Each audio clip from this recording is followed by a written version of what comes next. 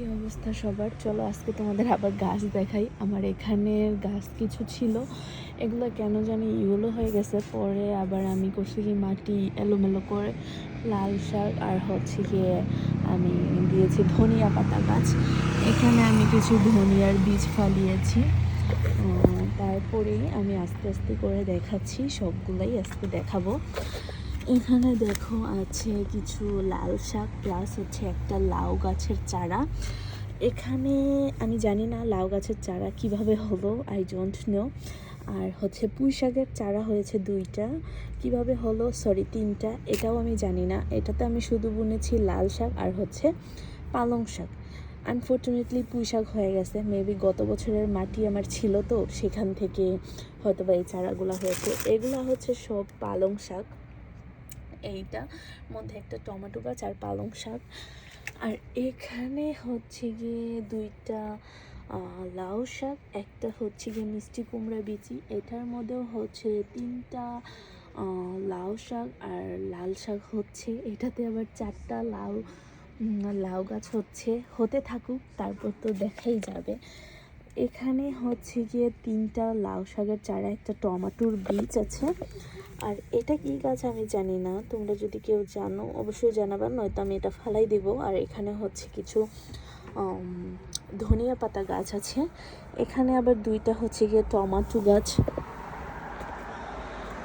এখানে হচ্ছে একটা টমেটো, পালং শাক আর হচ্ছে গিয়ে তোমার ধনিয়া গাছ আছে।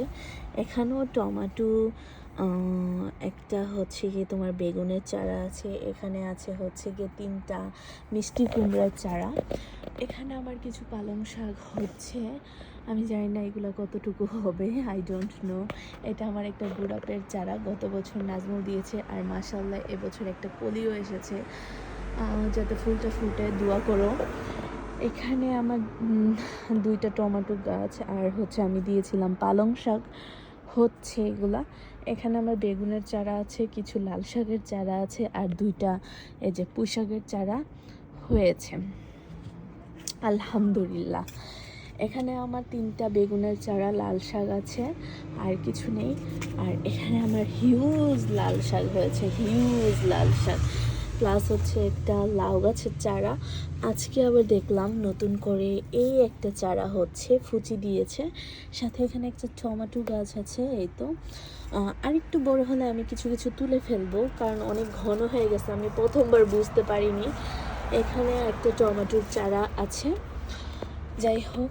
তারপরে এই যে এখানে আমার একটা টমেটোর চারা আর লাল শাক দিয়েছি আমি কিছু। এই হচ্ছে কি আমার বারান্দার বাগান। এখানে কিছু ধনিয়া পাতা আছে। আর বারান্দাটা দেখি আমি কালকে পরশুর মধ্যে গুছিয়ে ফেলবো সম্পূর্ণ, মোটামুটি অনেকটাই গুছিয়ে ফেলেছি।